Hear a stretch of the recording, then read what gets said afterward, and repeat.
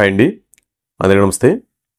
రోజుట్లాగే ఈరోజు మనం ఒక ముఖ్యమైన వార్త గురించి అయితే తెలుసుకుందాం. పహల్గామ్ ఉగ్రవాదుల దాడి జరిగింది కదా, వాళ్ళు ఆర్మీ డ్రెస్సుల్లో వచ్చి అక్కడ పర్యాటకులపై అయితే దాడి చేశారు. దీనికి సంబంధించి అక్కడ పరిస్థితులు ఎలా ఉన్నాయి ఏంటనేది మనం ఈ వీడియోలో తెలుసుకుందాం. ఎప్పట్లాగే మన ఛానల్ మొదటిసారిగా చూస్తున్న వాళ్ళు ఛానల్ సబ్స్క్రైబ్ చేసుకోండి. వీడియో నచ్చితే లైక్ చేయండి, షేర్ చేయండి, కామెంట్ చేయండి. ఇంకా మనం వీడియోలోకి వెళ్దాం. జమ్మూ కాశ్మీర్లో పహల్గామ్లో జరిగిన ఉగ్రవాదుల దాడిపై అక్కడ ప్రయాణికులు అయితే మాత్రం చాలా భయపడిపోయారు. కేవలం 6 గంటల వ్యవధిలోనే 3000 మందికి పైగా ప్రయాణికులైతే అక్కడ పర్యాటక ప్రాంతాన్ని ఖాళీ చేసి తిరిగి వెళ్ళిపోతున్నారు. వాళ్ళు అక్కడ జరిగిన ఉగ్రవాది దాడికి ప్రయాణికులైతే మాత్రం చాలా భయపడిపోయారు.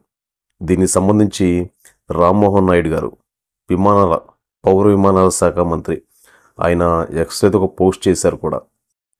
ఈ ఉగ్రవాదుల దాడి నేపథ్యంలో శ్రీనగర్ నుంచి దాదాపుగా 3300 మంది పైగా ప్రయాణికులైతే తిరిగి ప్రయాణమయ్యారు. సుమారుగా ఈ ఒక్కరోజే 20 విమానాలు అయితే మాత్రం అక్కడి నుంచి బయలుదేరి వెళ్ళాయి.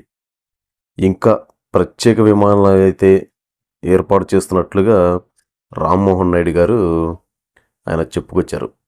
వీళ్ళ కోసం విమాన ఛార్జీలు కూడా ఏం పెంచొద్దని, వీళ్ళకి ఆహారం అన్ని సదుపాయాలు కల్పించాలని చెప్పి వాళ్ళనైతే అక్కడ ఆదేశించారు. అయితే ఇప్పటికీ అన్ని ఎయిర్లైన్స్ సంస్థలు టికెట్ క్యాన్సిలేషన్, రీషెడ్యూల్ ఛార్జీలను అయితే రద్దు చేశాయి.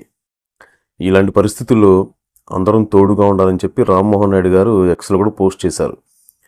ఎందుకంటే ఈ జరిగిన ఘటన వల్ల చాలామంది ప్రయాణికులు బాగా భయాందోళనకైతే గురయ్యారు. ఎందుకంటే వీళ్ళు ఆర్మీ డ్రెస్లో వచ్చి వాళ్ళపైన అటాక్ చేయడం అనేది అసలు అది ఎవరూ ఊహించనదనమాట.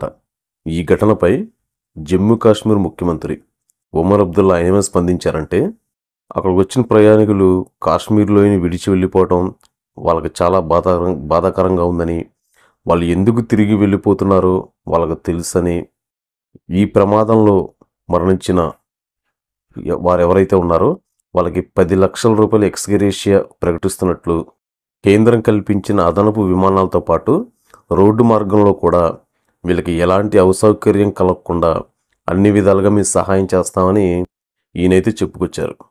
మంగళవారం రోజు మధ్యాహ్నం 3 గంటలకి ముష్కరులు సైనికుల దుస్తుల్లో వచ్చి అక్కడ పర్యాటకులను దగ్గరలో చుట్టుముట్టి వీళ్ళు వారిపై కాల్పులు జరపడం, అక్కడ జరిగిన ఈ భయంకరమైన ఘటన, ఈ ఉగ్రవాదులను పట్టుకోవడానికి భద్రతా బలగాలు కూడా గాలింపులైతే చేపట్టాయి.